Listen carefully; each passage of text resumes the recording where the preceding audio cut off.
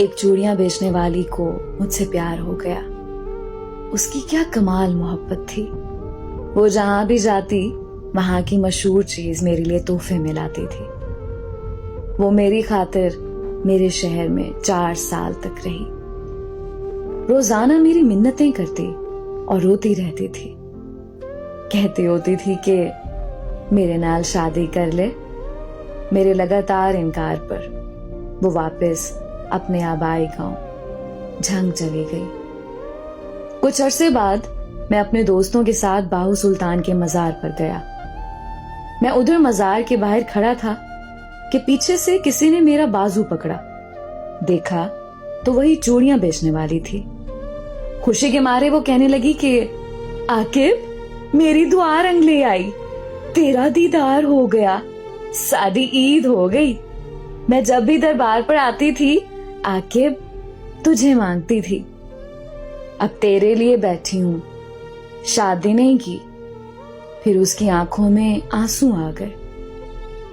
کہنے لگی بھیک منگنا, چوڑیاں بیچنا میرا قصور تو نہیں ہے نا.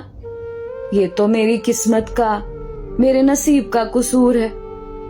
تو سزا مجھے کیوں مل رہی ہے. وہ سب کے سامنے میرے گلے لگ کے رونے لگی.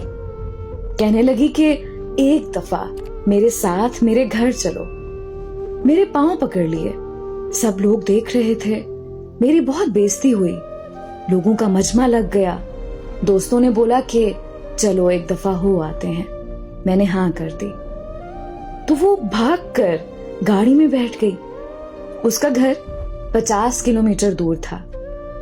سارے راستے وہ بہت خوش تھی. ہم اس کے گاؤں پہنچ گئے. وہاں سب گھر کچے تھے لیکن صفائی پکے گھروں سے بھی زیادہ تھی. سب لوگ مجھے عجیب نظروں سے دیکھ رہے تھے. ہم ان کے گھر پہنچے تو اس کی سب سہیلیاں جمع ہو گئیں. پھر اس نے ہمارے لیے کیا مزے کا کھانا بنایا. اس کے گھر والوں نے مجھے بتایا کہ یہ لڑکی تو سارا وقت تمہارے نام کی تسبیح کرتی رہتی ہے. اور پھر جب ہم واپس آنے لگے تو اس کی آنکھوں سے آنسو نہیں رک رہے تھے. میرے ہاتھ چوم کر کہنے لگی کہ تیرا قصور نہیں ہے, میری قسمت کا قصور ہے جو میں چوڑیاں بیچنے والی کے گھر میں پیدا ہوئی. بڑی مشکل سے ہم سب نے اسے چپ کرایا اور پھر ہم واپسی کے لیے نکل آئے. میں کار کے شیشے میں سے دیکھ رہا تھا کہ وہ تب تک دیکھتی رہی جب تک ہماری گاڑی اس کی نظروں سے دور نہیں ہوئی. وہ ہماری آخری ملاقات تھی.